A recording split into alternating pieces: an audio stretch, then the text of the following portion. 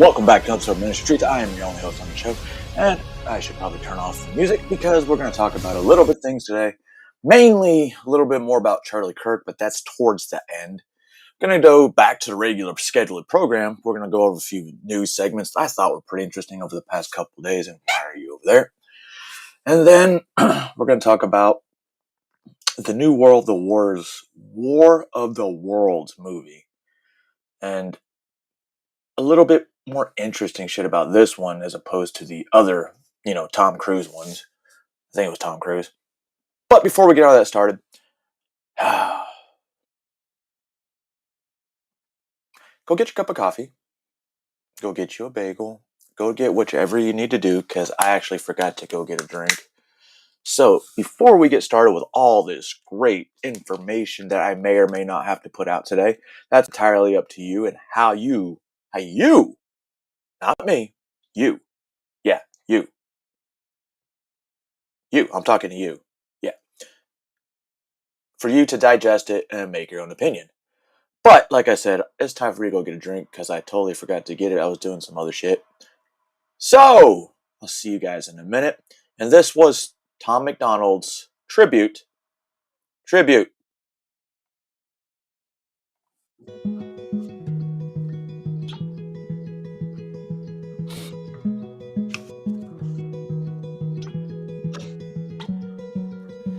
Shot down and he was barely 31. Another woke coward took a life with a gun. He left behind a wife and a daughter and a son. All he did was try to speak for all of us.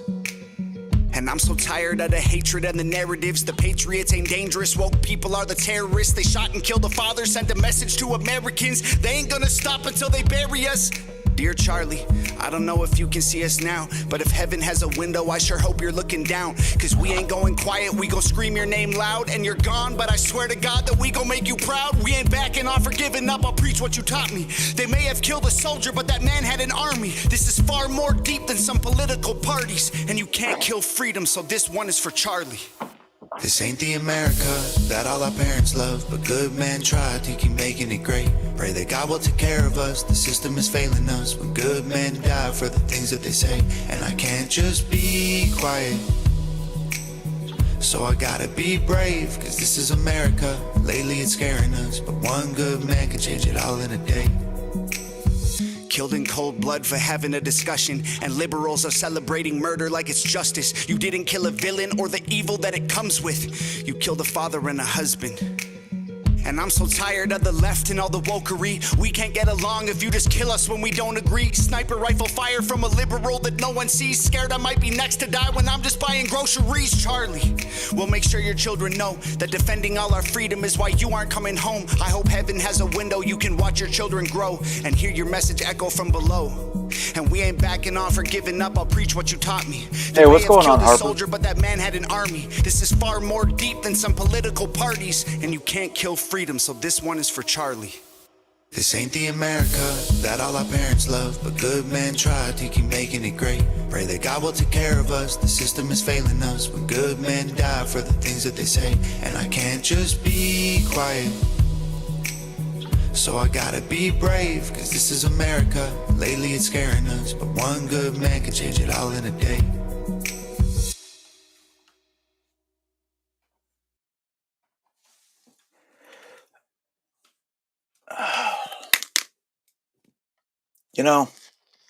Tom's kind of right. One good man can change it in a day.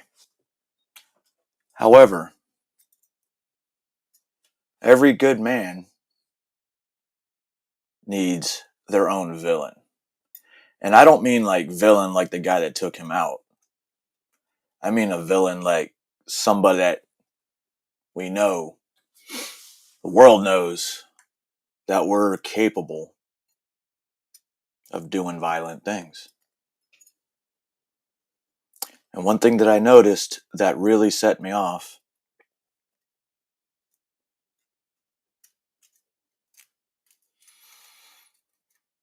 not only, like I said, this, I know I'm not going to harp too much on this, but not only was this a threat to free speech, I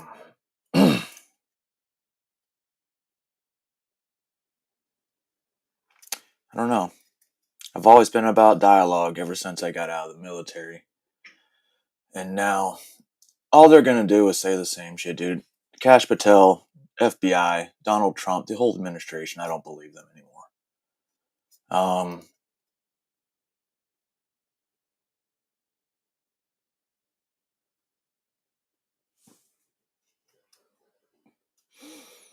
don't know what to say anymore. So I'm not. But, Mr.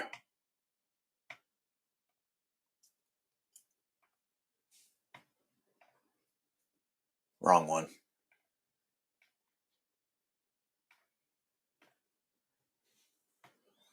Hello, Mr. Tyler Robinson of Washington, Utah. This is the motherfucker. 21, 22 years old. Father, a 37-year veteran of the Sheriff's Department. Mother, a counselor for mental health. Another shooters whose mother or family was a mental health provider? Who knows? Who knows? He knows. And I'm glad not only did his minister. What's up, Dominique? Oh, sweet. Just chatting over there in Rumble because you can say whatever the fuck you want.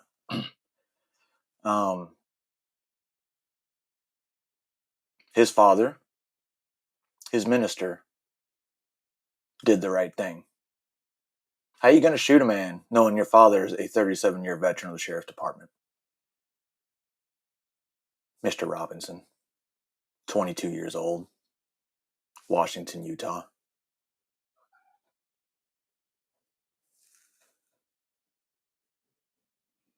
All right, Harper's new phone. Get down, buddy. But yeah, this is the little piece of shit from 2 days ago. So apparently they caught him. They released his photo, like I said. And the thing, these photos that they released, did you know they were security footage that were grainy? Grainy images. And then they used AI. They used AI to ungrainy those photos. Why would they do that?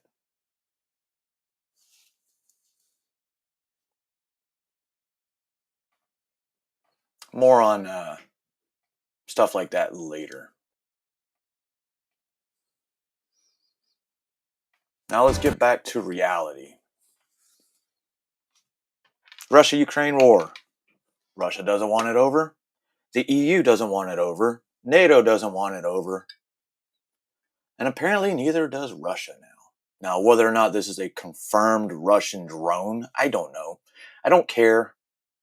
Because we're going to be lied to. Again. What's up, Carmen? Yes, they caught him. And we begin with this, an act of aggression. That is what Polish officials are calling Russia's latest escalation in their war against Ukraine. It comes after the country says they had to shoot down several Russian drones launched into their airspace this morning, scrambling warplanes to protect their territory. This house you see here, I know. It got some damage after it was hit by debris from one it is, Dominique, of and those that's the drones. shitty Now, part. this is not the first time Russian drones and missiles were launched into the airspace of a NATO ally, but it marks the first time a NATO country has ever had to shoot them down since the 3-year war began in Ukraine. Ukrainian President Volodymyr Zelensky says this was no accident. He added, quote, "It is clear that Russian aggression poses a danger to every independent nation in our region." The Secretary General of NATO also weighed in with this. Listen. A full assessment is ongoing. But of course, whether it was intentionally or not, it is absolutely reckless. It is absolutely dangerous. But as I said, the full assessment is ongoing. And to Putin, I mean, my message is clear. Stop the war in Ukraine. Stop the escalating war, which he is now basically mounting on innocent civilians and civilian infrastructure. Stop violating Allied airspace and know that we stand ready. That we are vigilant and that we will defend every inch of NATO territory. Now let's bring in CBS News national security contributor Sam Vinograd. Sam, thank you for joining us on 24/7 today. Just how major of an escalation is this? Well, this is a historic moment. NATO was founded in 1949, and this is the first time since NATO was founded that it had to deploy NATO assets to neutralize enemy devices in NATO airspace. I mean, that's just a major moment for the alliance and for the world. In terms of how escalatory is this, I don't currently assess that NATO or Russia want to escalate the situation further. We've seen NATO invoke Poland invoke Article 4 of the NATO treaty, which is consultations, versus, for example, going straight to Article 5, which would trigger some sort of collective defense arrangement. So right now, we should expect Poland to continue its investigation and perhaps NATO to take a series of small steps to try to deter Russia from doing this again. And Sam, you just mentioned Article 4 there. Can you walk us through exactly what that means? Sure. The NATO treaty, which again was signed in 1949, includes provisions for its now 32 member states to engage in a consultative process when the territorial integrity, political independence, or security of any of the member states is threatened. And that's clearly the case here. Whether intentionally or unintentionally, likely intentionally, Russian drones penetrated a NATO member's airspace. And so currently, NATO permanent representatives are meeting to discuss what happened, to consult, and to decide on next steps. So rather than going straight to some sort of collective military response, there are consultations amongst the 32 member states. Yeah, and you mentioned Article 5 earlier as well. What does that entail? And is there a possibility for that to actually be activated in this case? Article 5, in layman's terms, means that if one country is attacked, the other member states have to come to that country's defense. Article 5 was invoked once on 9/11. It could be invoked again, but I do think that that could trigger a much larger series of events on Europe and potentially involving the United States and Canada, which are NATO member states as well. And that is likely something that both Russia and NATO member states will try to avoid. So ostensibly, countries are looking for both an off-ramp as well as a convincing way to deter Russia from engaging in this harassing activity anytime again. All right, Sam Vinograd, thank you so much for your insight today. Thanks. We appreciate it.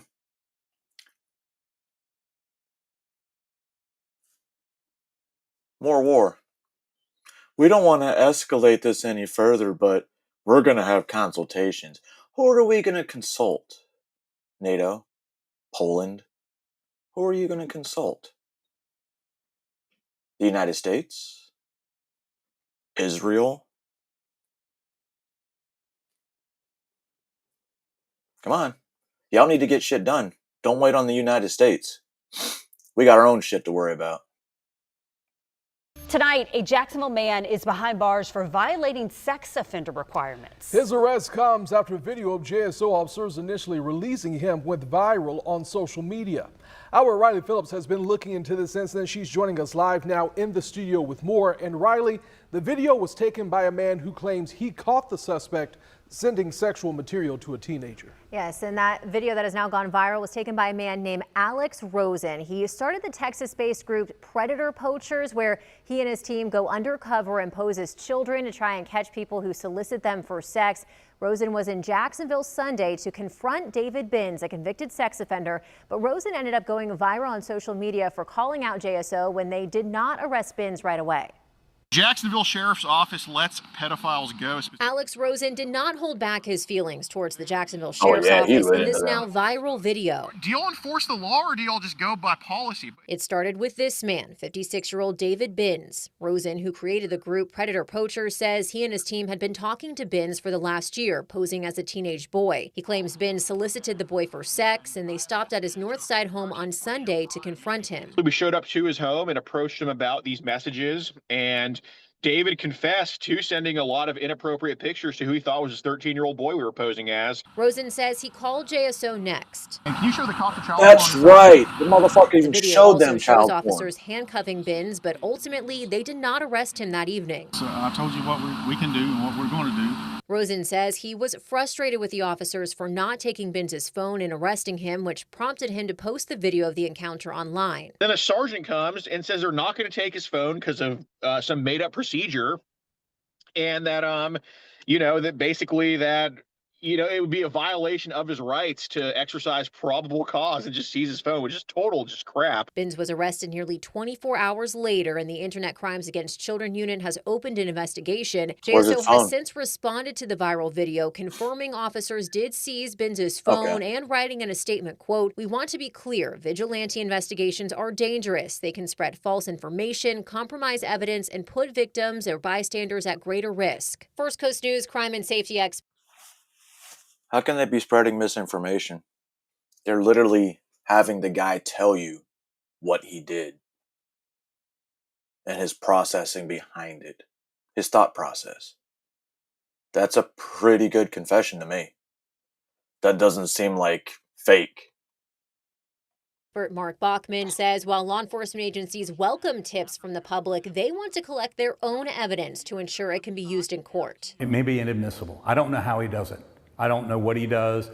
He's in these chat rooms posing as maybe a child or somewhere along those lines. There's a fine line. Maybe because he knows what he's doing. Entrapment. Rosen, who does not consider himself a vigilante, still believes JSO could have done more. Somebody that does law doesn't understand what entrapment is.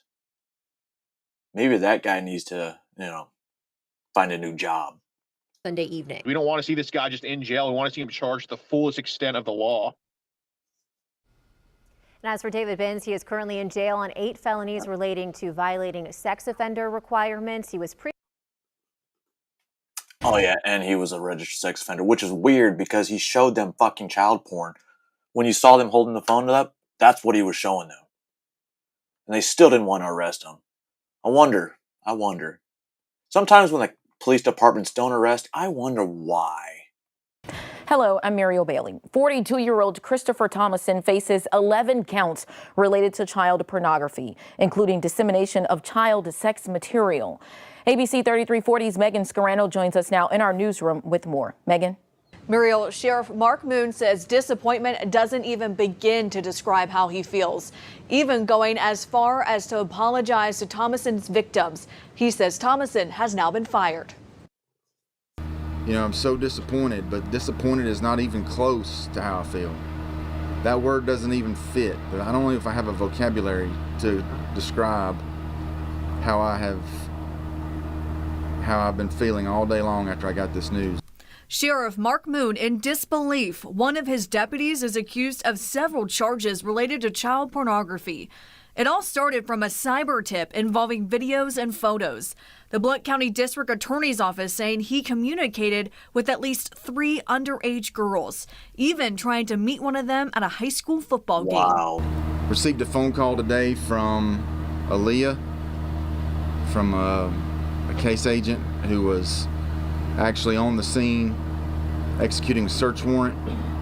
He called me to notify me. He said that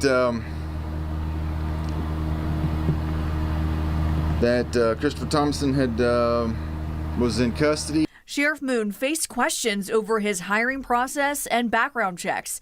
He says everyone from administration to law enforcement goes through the same hiring process, which includes a lie detector test, examining social media pages, and criminal history. He says changes will be coming.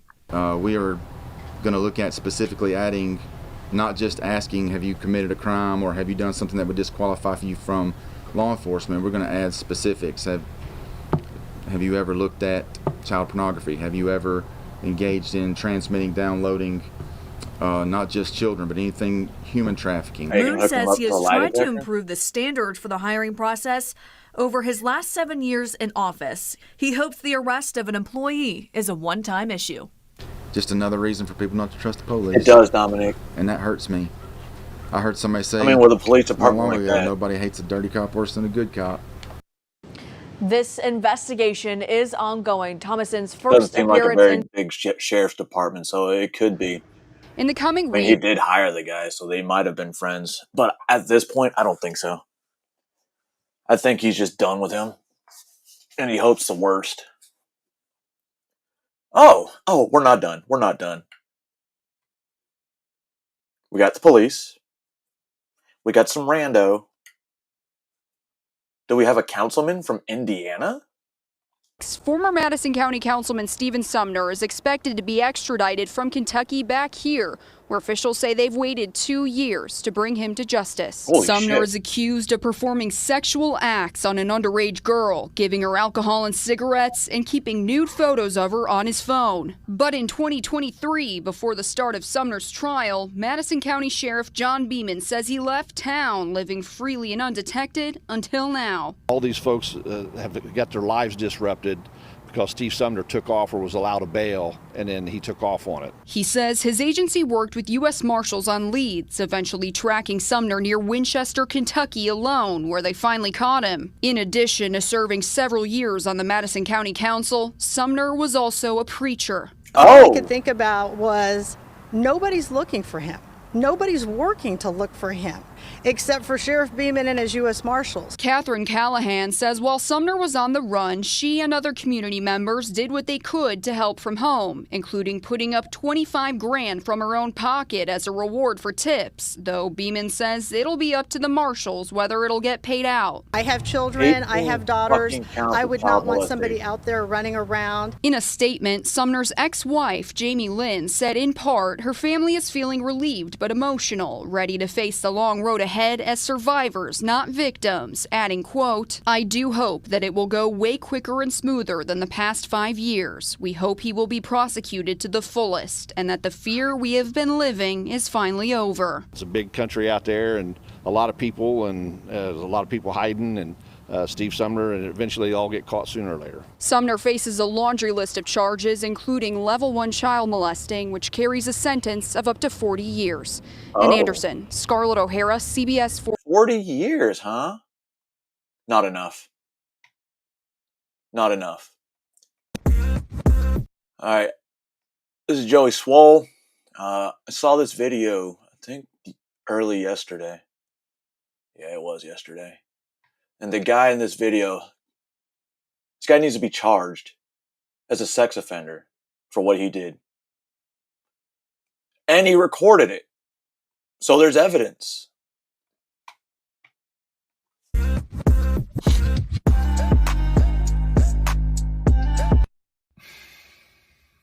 What is wrong with people?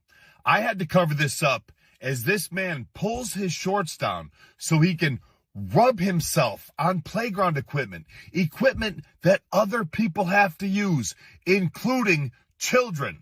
Then he films it to post it on social media just so he can sell more subscriptions to his OF account. Goes to show, it's not just women that are doing this. And again, I have nothing against OF. You make money how you want, but keep it at home and not on playgrounds where kids play. So to this young man, I hope somebody recognizes this park or knows where this is and they call the police, because you belong in jail. You need to do better. All right. Now that we've taken a trip down some current events that I handpicked, obviously, now we're going to go into this video. I haven't seen an unveiled mind in video in a while. Just no reason to. But then I started watching this. I think I was about 15, 20 minutes in. And I was listening to him like, I need to go watch this movie, the remake. And a lot of people says it wasn't very good. The acting was, I don't care. I was paying attention to the actual story because it kind of makes sense. This is why Palantir could be our undoing. Now, ladies and gentlemen, boys and girls, without further ado, I wanted to do this a couple days ago, but as you see, something came up.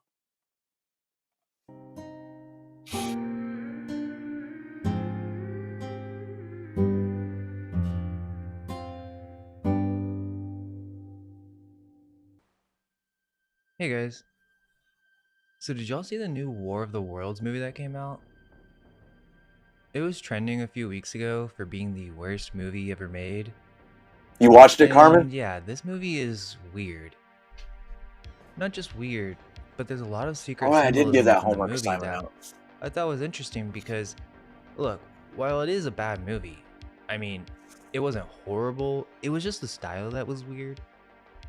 What's more significant is that most people are completely missing the secret messages in the movie and the overall symbolism of the original novel. Like, what is this movie even trying to say? Glad you did. I'm glad you did. Now, of course, most people What'd you would think just about it? assume, well, it's about an alien invasion. But is it really? Now, for those of you that haven't seen the movie, sucks to be you. So they're attacking these buildings, the military bases, police stations, all that stuff to collect data. And these buildings, data collection centers. And by data collection centers, I mean information on you, on me, on your neighbors, and anybody else that lives in the United States. However, this makes it to where it's worldwide, so it makes you wonder.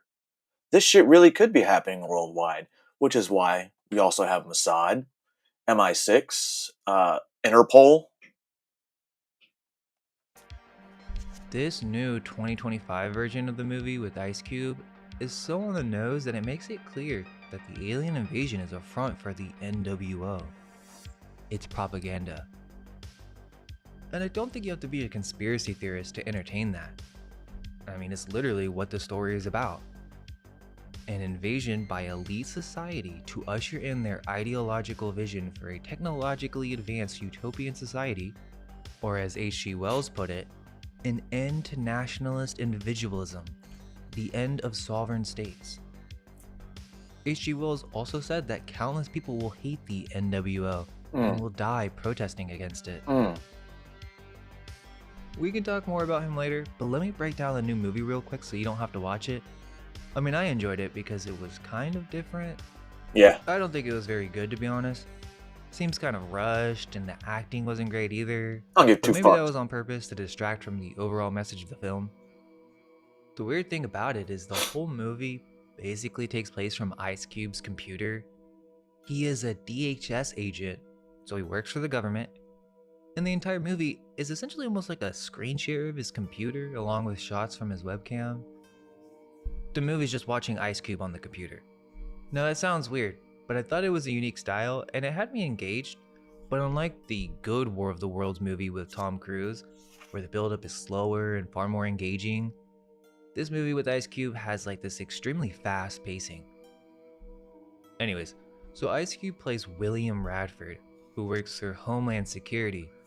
And the first thing we're shown is his desktop, where he's logging into his computer. As he's logging in, there's a song going on that sings, "Introspection, doubtful thoughts they weaken men, while the tyrants manipulate and poison them." As he logs into the database that says freedom and security for all. Now just imagine, instead of Guardian, right? It says Palantir. That says freedom and security for all. His job looks like he just monitors a bunch of surveillance cameras in DC. It's much more than just that. It's showing you all the things he has access to, like cameras, phones, and even advanced facial recognition. I'm going to keep cutting in and out because it's going to come to my mind. All that, they were able to track Tyler Robinson, weren't they? Interesting. Oscar, I need you to get down. They have access to everyone's most personal information. And at first, it doesn't seem like that big of a deal, but it's like really creepy. So very quickly, one of the first things that comes up in the film is that Ice Cube spies on every aspect of his daughter's life.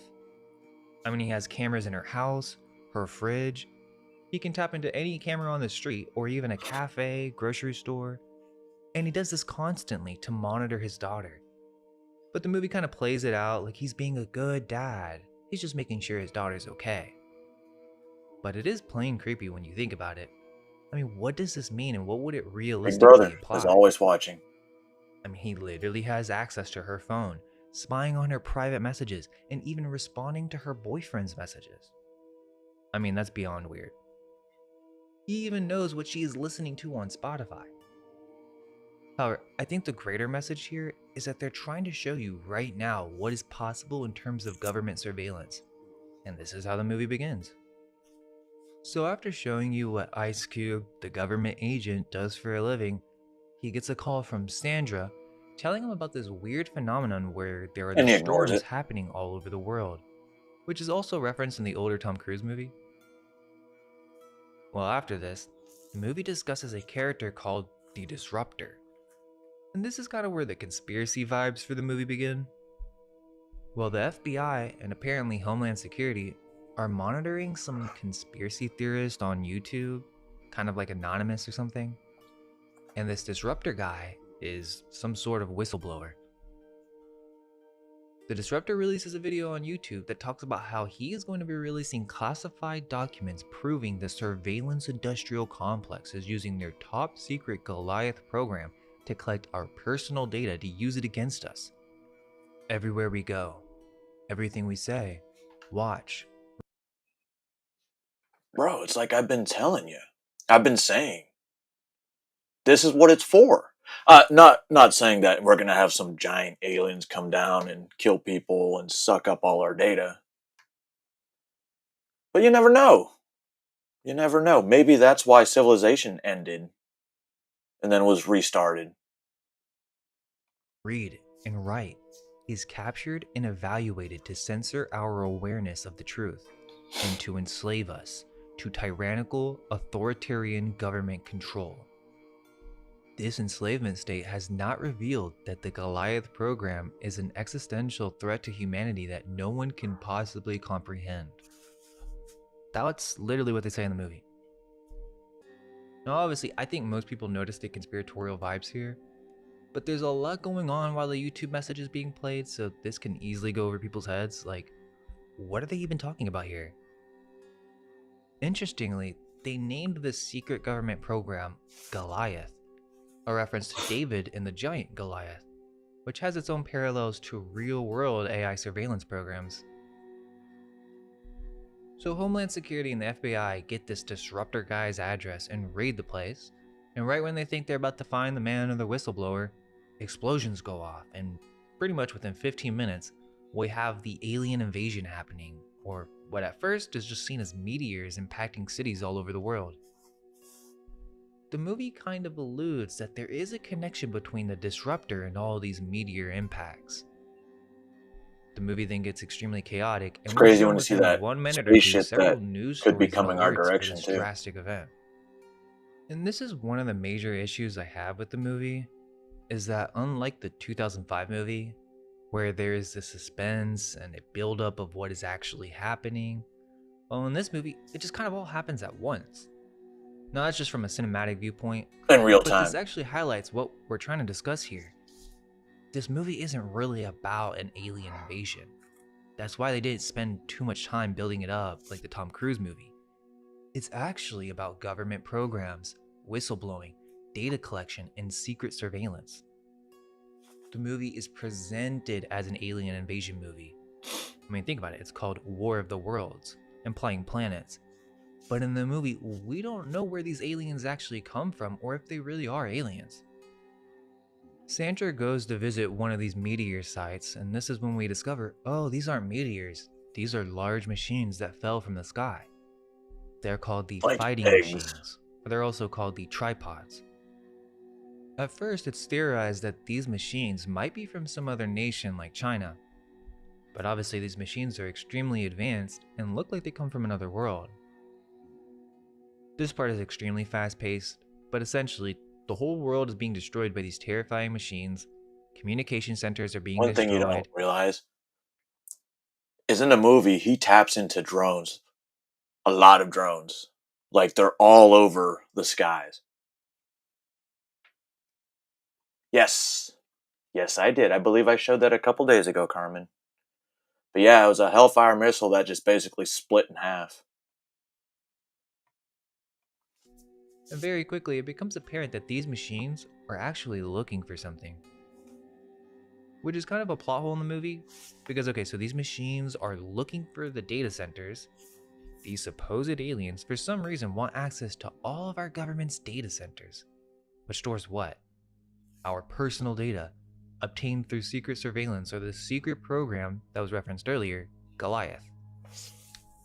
Again, at this and it's a lot of fun. I think a lot of times you'll hear, I think twice, 2 or 3 times in the movie, saying that you're not just spying on people getting their Amazon cards. Point in the movie, we're about 30 minutes in, there is no mention of aliens. And it is implied that there's a direct correlation between the disruptor and these machines, as the event began while the raid was happening. Then William's daughter finally answers the phone, and then she gets hurt by one of these tripods, which is one of the major plot points. It's a pretty big injury. I don't know how the fuck she survived. William tries to save her through his computer as he's locked in his office because the whole DHS building is shut down now. So then he takes control of a random Tesla and drives it to her to bring her to safety, which I thought was a very strange detail to add. So DHS agents just take control of random Teslas? Now the movie starts talking about how these meteors were intentionally set to crash into satellites, showing these meteors coming from space, which adds to the illusion that these are aliens. But again, it's still not mentioned that this is an alien invasion. So they're on a Zoom call with the president. There's no mention of aliens. We're just briefly shown the meteors falling from space. They figure out that the machines are going after the data centers, and then the president approves this plan to fight back, as this is humanity's last chance, that there's no other option but to initiate this war of the worlds to save us all. But think about it, that is very weird phrasing. Why is there no mention of aliens or invaders? Why use this phrasing of a war of the worlds? Which worlds are at war? You may think they just wanted to leave that open-ended, but I would argue they're doing this on purpose. It's a war of the elites versus humanity, aka the NWO. Okay, so now all of a sudden there's a full war going on. And I understand why, but this is just what's wrong with the movie. All of this just happens so fast, and it doesn't make any sense.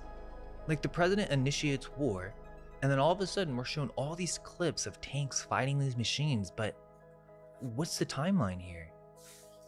Who cares? It does say, take your intergalactic asses back home, but that's the closest reference we get to these machines belonging to some type of alien civilization on another planet. Now, I should mention, his daughter's name is Faith, which seems meaningful, as when they're on the phone together and she's bleeding out, she basically tells Will that his issue is he thinks he has all this power, all this control, but that really, he's actually powerless. And in a way that symbolizes how he needs to have more faith and not try to control every aspect of other people's lives. It could have multiple levels of meaning, such as faith being tested, pushing through to survive such a catastrophic event, such as the introduction of a utopian society ruled by artificial intelligence, which would have no religion.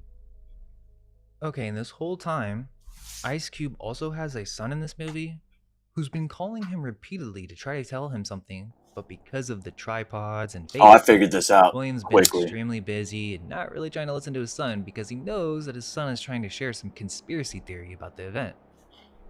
Well, after that talk with Faith, he gets a FaceTime call from his son Dave, where he finally gets to talk about this conspiracy theory.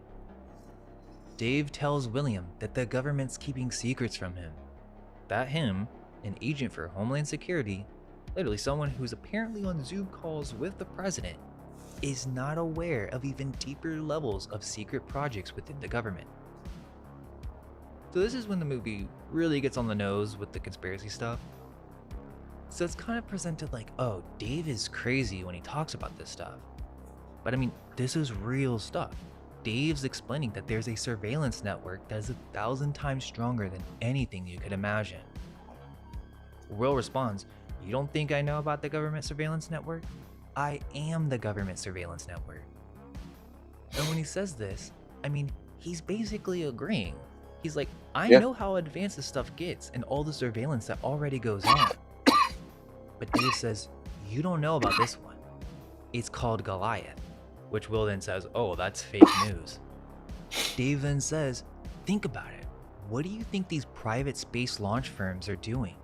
All these secret satellites they're launching, like Elon, and that this data gets wirelessly transferred to some underground facility on the East Coast."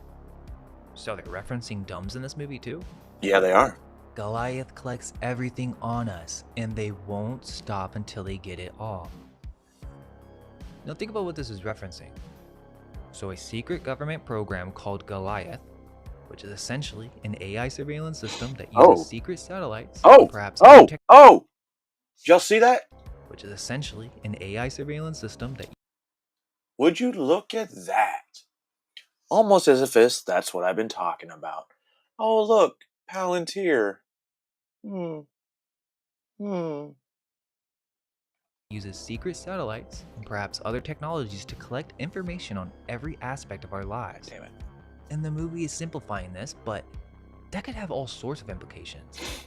I mean, what are you doing with this data? You can say they just want it all, but realistically, they could be creating digital personalities, predictions, and overall, just to use it for control over society. These types of monitored societies are referenced in several dystopian stories, such as with Brave New World in 1984. But of course, Will's first response is to see this as fake news, but that's because he's been programmed to say that. From his job, the media he watches, and his overall perspective of the government in general. But his son is trying to break him away from all that, or wake him up to the idea that the government isn't really the good guy. They have secrets that they keep from all of us. And then they were talking about the private space launch firms thing when he's talking about these secret satellites, which to me seems like a direct reference to SpaceX and Musk. Which is interesting, if you tie this to similar government programs today that involve AI surveillance and how this all connects together. But unfortunately, William isn't ready to swallow that pill, and tells Dave to leave the conspiracy stuff at the door, and that he has to go. The news is now revealing that these machines are heading directly towards secret government data centers, and William watches as they drain all the data in the servers. But it's not just that, they call it a cyber attack. Communication is down. The military can't communicate with each other. This data is being taken in real time, and it shows this happening where websites aren't working and photos from Facebook are being erased. But while this is happening, William then starts closing tabs and decides to listen to the disruptor stream. Smart. This hooded figure is saying this invasion is the result of the government collecting mass amounts of data. And notice all the text in the background. Apparently, the most important resource on Earth is data. Knowledge. And data is food for the superior intelligence that invaded Earth. The government knew this would happen. Anunnaki came back. Goliath anyways. And in the movie, they added this new concept of these little insects that apparently consume data, like it's their food or something. Nanites. So the tripods release these little bugs into the data center so that they can get all the data they need. If these machines locate Goliath and consume its data, the world will return to the Stone Age, meaning a reset. Notice how the disruptor says they won't stop until they have it all. And this line sounded familiar to Will, where he then manipulates the vocal, changing the pitch, and figures out that this is actually Dave, as he said something very similar. Dave's not here, man. But wait, earlier he said the secret government wanted it all. And now the disruptor, who is Dave, is saying the aliens won't stop until they have it all. Meaning that is a direct correlation between the tripods, or superior intelligence, and the government. They both obviously want this data, and they both won't stop until they have it all.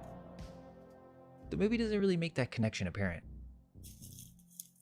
So Will FaceTimes Dave and confronts him on being the disruptor.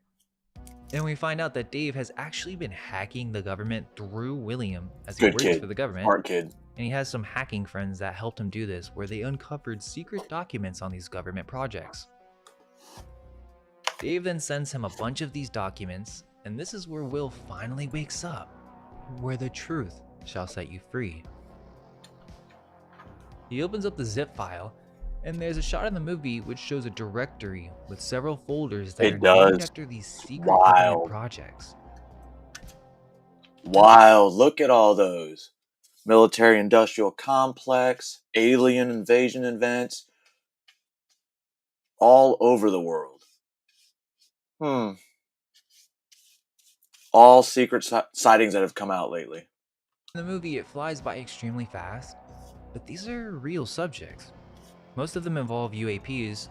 There is Project Blue Book, UAP data harvesting. Is that referencing that these UAPs are actually harvesting data? There's also a reference to Skinwalker Ranch in Mount Hayes, which is interesting because Mount Hayes is said to be a secret alien base. So how are all these things connected? This is when the movie does like a montage of William looking through all these secret documents.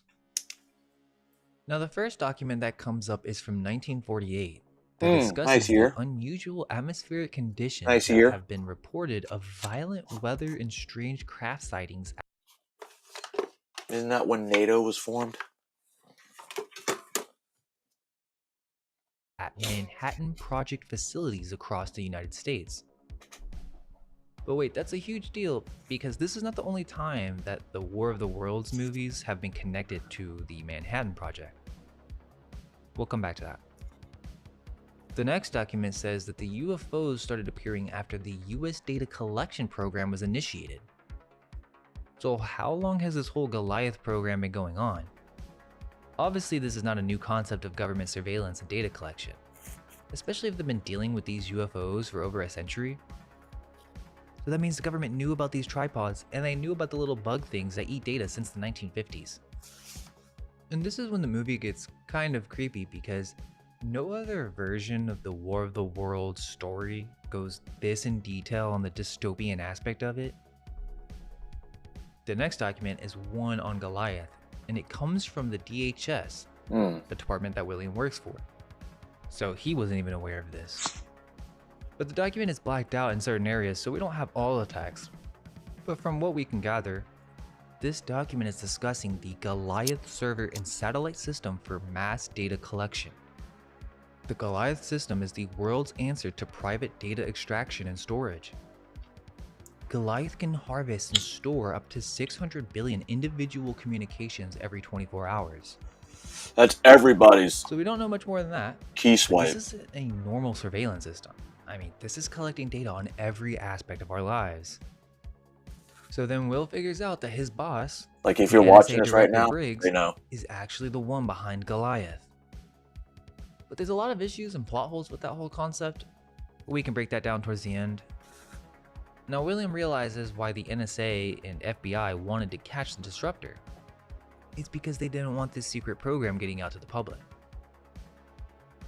Then there's this weird audio file that he plays in the movie where a general is trying to tell Briggs, like, don't start the Goliath program, it's really bad. And Briggs says, well, I'm gonna do it anyways. I don't care if they invade us. Bring it on. So they knew the aliens were going to invade and started this program anyways? Why? They really thought they could take on this superior intelligence? Or is there something else going on? But during this audio, a secret's revealed that many may have missed. They give the reason why they want this data collection. And from what I can gather, I think this is the only point in the movie that they actually explain what the data collection is. Like Minority Report. Briggs explains, we now have the power to predict every person's thoughts and movements. It's total control.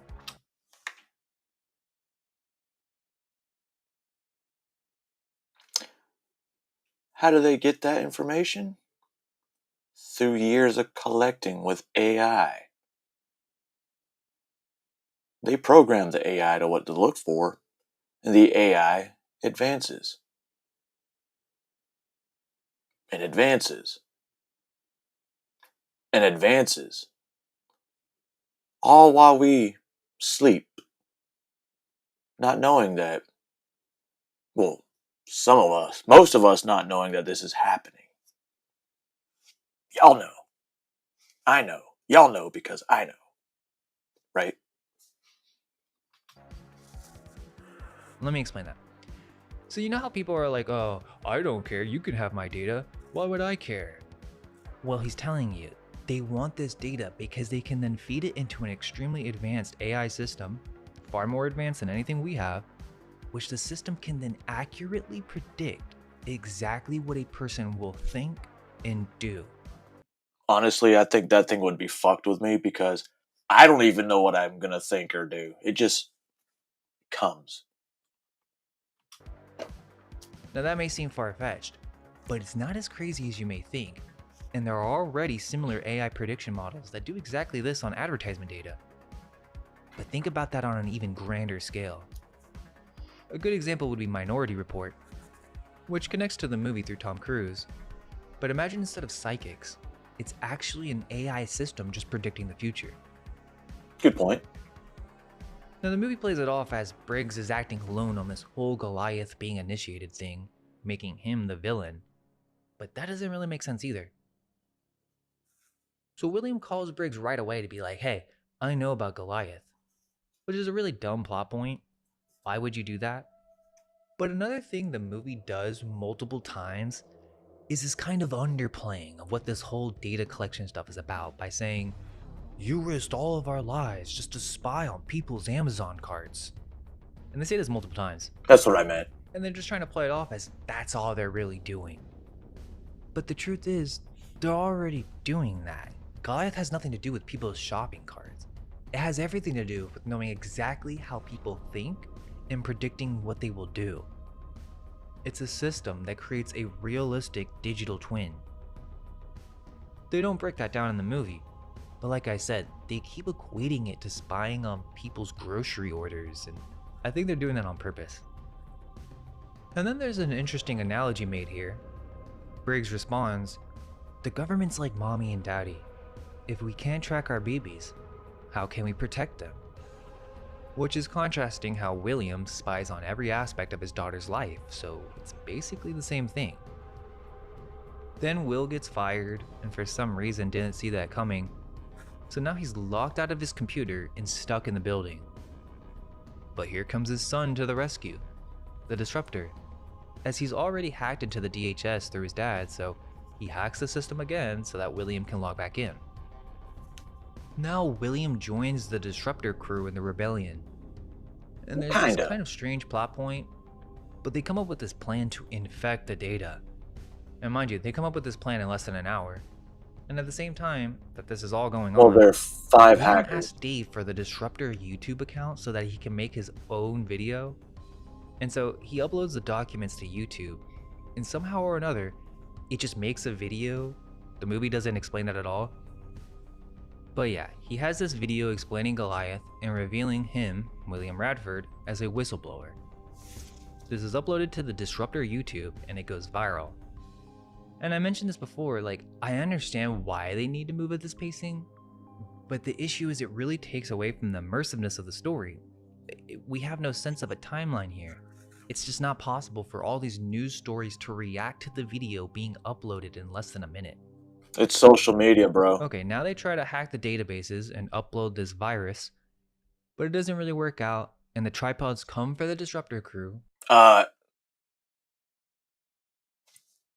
He doesn't know how it went viral that fast. We saw it happen on the 10th. Within an hour, everyone saw that video, or a lot of people saw that video around the world. But Dave survives and they come up with a new plan. They figure out from Sandra that these machines are actually biological and have DNA. It's some type of biomechanical organism.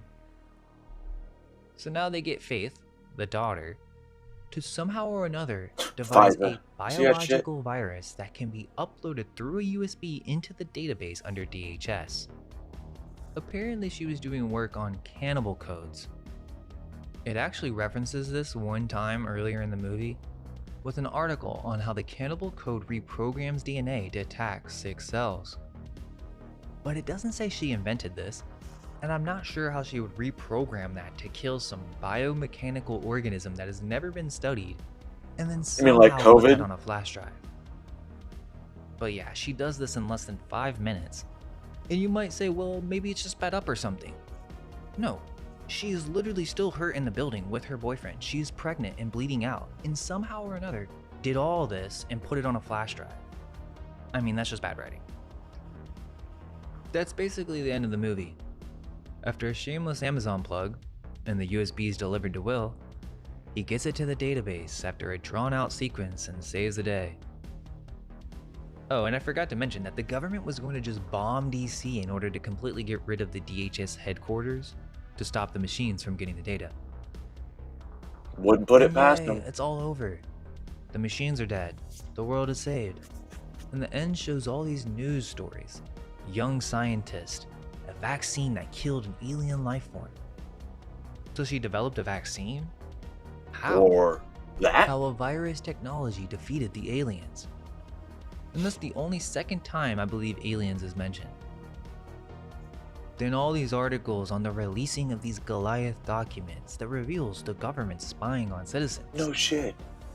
One thing that was really weird to me is that this movie references real companies and people, like New York Times, and it even shows Tucker's account, so did he have to approve this? Feels like that's not really a parody, and just to have a huge political figure in this movie like that is kind of bizarre. I mean, Not NASA really. makes sense, but they even had Joe Rogan make a post in here, like what? Yeah. So the movie's because they gotta fucking put mainstream people to make a little bit like a more mainstream movie. over, and the final part is Williams being congratulated by the Secretary of Defense. He's an American hero, apparently. And the Secretary says, "I just got off the phone with the President. He wants you to pioneer a new data collecting protocol, one that doesn't invade people's personal privacy." William responds, "Yeah, that's not for me. There's more important things to do than to worry about what's in people's Amazon carts." There you go, the second time he says that, and there is a reason. You see, the movie ends with the Secretary basically telling Will that the President wants to start the data collection program again, just to be careful about people's personal New data. presidents, same Right, program. like the government's gonna do that, which is the reason why William says no. "I'm gonna start watching you guys," which is a weird thing to say to the Secretary of Defense. But the point is, did the President know Goliath was going on? They don't really explain that in the movie. Yes. Our president knows what's going on with Palantir. He authorized it and invested a lot of money into their AI. Because think about it. So the ending is the DHS director, or NSA director, Briggs. They reference both departments throughout the movie, so I'm not sure, but he gets arrested, and he's like the bad guy. It was all his doing. But wait, that doesn't make any sense. This has been going on since the 50s. He didn't start the program, he was just the current director. The president, or some type of shadow government, had to be aware of this project. It had to be approved. This isn't some secret DHS project created by Briggs that was kept from the US government. And oh, some random DHS agent and his kids saved the day. That's surface level. First off, the government and the aliens are the same thing. That's not established in the film, but just follow me for a second. The government wants data, and they won't stop until they have it all. Same thing with the aliens. They want data, and they won't stop until they have it all. So the government knew super intelligent beings from outer space would crash land and destroy everything if they started this data collection program, yet they did it anyways. Does that make any sense? If Maybe these it's the aliens powers are to really be like, after listen, data, motherfucker. then why destroy everything? It's not why What's we the gave goal you here? this. World domination? World destruction? You just want our data and then you're gonna destroy the world? Why? Wouldn't you want more data if you feed off of data? Why not just secretly take our data if these aliens are so advanced? And why do they need to crash land and they can build such advanced tripods? And honestly, I find it hard to believe that these devices would still work after an impact from space. Who's controlling them? Are they biomechanical? As that's implied in the movie that these are data insects. So are they going back to their planet or sending this data wirelessly? They crash land and they have no way back? What are they doing with this data? What if they're using it to make our clones to replace us? Or, when we die and they're like, oh, this is who this person was. We can recreate this in AI to keep him going and going and going. No? Walt Disney might do it. Aliens inside the tripods? Lots of questions, and you may think I'm overthinking it, but there is a reason for this line of questioning. It's to show that the aliens are actually a metaphor. They aren't real aliens. And this becomes clear in the original novel, but it is interesting to see how it's played out through its several adaptations. We don't get to see the aliens in the 2025 movie, other than the insects, but we don't get details on what is controlling the machines or who sent them. In the 2005 movie, and let's note that these movies are 20 years apart, both were released in the summer, one at the end of June and one at the end of July. I'm not sure what the significance of that is, but seems strange. But yeah, in that movie, they do show the aliens. And it's weird because they made them like tripod beings. Apparently these are Martians, as in the original novel, it is the Martians who are invading Earth. Okay. Going back and watching the 2005 one is crazy because it shows how much we've lost in the art of making movies. It's honestly shameful. The tripods without a doubt look the best here, and there are some interesting details. We have a reference to the surveillance aspect of these machines. What if they really made this movie to say, hey, we're telling you what we're doing, but they made it such a low quality, I guess, if you're saying it didn't have as big as of a budget. Maybe that was done on purpose. Maybe Ice Cube's trying to maybe he's trying to let us know. Remember, he does like working with Trump, but he's also fucked the police. Metallic tentacle eye, or whatever you want to call it. It's described as a cobra neck, periscope, or an electronic eye that can scan a room and look for life forms. This shows up in the 1953 movie as well. Not only is it an eye, but in the original novel, this is the heat ray as well. It's described in the book as a camera-like generator on an articulated arm that they are using as probes. Oh, and in the 2005 movie, they're collecting humans to use as a food source. But yeah, I love that movie. I don't care if people don't like the aliens. It's far superior. It's not even on the same scale as the 2025 movie. Literally, I'm not even kidding. I don't think the 2025 version should be even considered a movie. It's entertaining, but 2.5 out of 10 on IMDb is crazy. Don't really care. But are these really just movies anyways? You have to understand what we're talking about. A major popular novel that goes back to Of course, why not make it to where, people don't want to watch it? Sometimes it's those kind of movies where the information's in there. They're just not paying attention to it. Because they pay attention to it and think in an abstract way, you're labeled crazy, insane, conspiracy theorist, whatever the fuck they want to call it. But you know what? They never call me wrong. You're just a conspiracy theorist. Alrighty. All right. I spent a lot of time with Charlie over the last few years. I can't have empathy for someone like Charlie. Now we're going to go on to, well, this bitch doesn't get fired, so we'll switch. Once we're done with, serious stuff, let's move on. And we're going to move on to a place called Twitter. I'm sorry. A place called X. And let's see what we can find. Let me refresh this. And the topic was not that. Fired over Charlie Kirk posts. Wausau, Wisconsin executive director fired. Okay. Said he deserved it. This teacher was in elementary school for the DOD. Fired.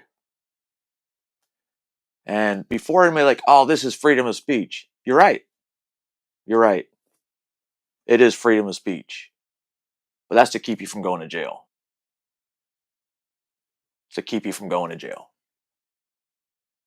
But not freedom for consequences. Nashville Fire Department dispatcher. This was a dispatcher.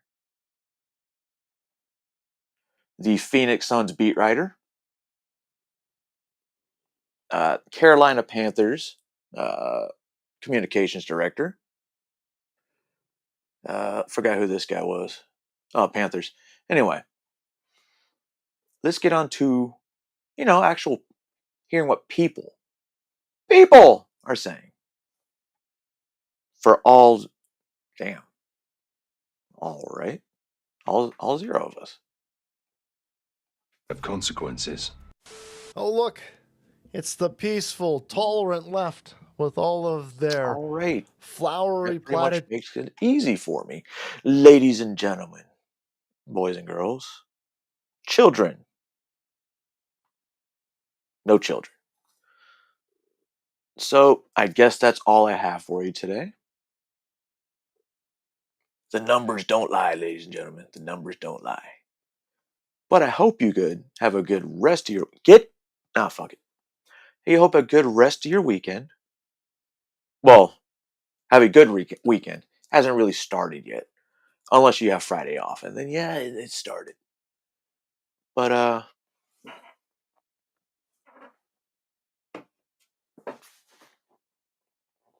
when it comes to Charlie Kirk, I was having a conversation, 3-sentence conversation. Get down.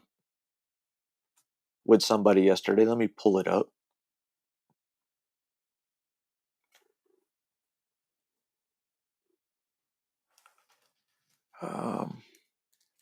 So a guy yesterday, forgot what post this was on, but his comment was, so many signs saying American comeback. Are they saying the American comeback died that day? And this is from a Tartaria page. Good question. Good question. However, I responded, and I'm going to tell you what I responded, and I'm going to tell you how this works. What happened. So I responded, I disagree. I might get assassinated for that. I disagree. If anything, his message will get stronger. It's like that. It's like the old saying, you don't poke a bear. It's one of those you don't poke a bear type situations. Oh, instant response. You ready for this? This is where we go back and forth. I can see that. And that was it. The end of the conversation. He made a comment. I disagreed. I'm still alive. He's still alive. But in the end, look at that. 3 things. 3 messages. One from him. One from me. And then the conclusion in which we found common ground. I don't know what this story has to go anywhere, but nobody's fucking watching this anyway, so nobody's going to get this far. Anyway, ladies and gentlemen, boys and girls, hope you enjoyed the rest of your weekend, because I'm not telling you how to think, because, well, abstract thinking can get you killed. Or committed. Maybe a combination of both. Because if you get committed, they could probably do all these experiments on you and kill you. Know what I mean? I don't. Just think.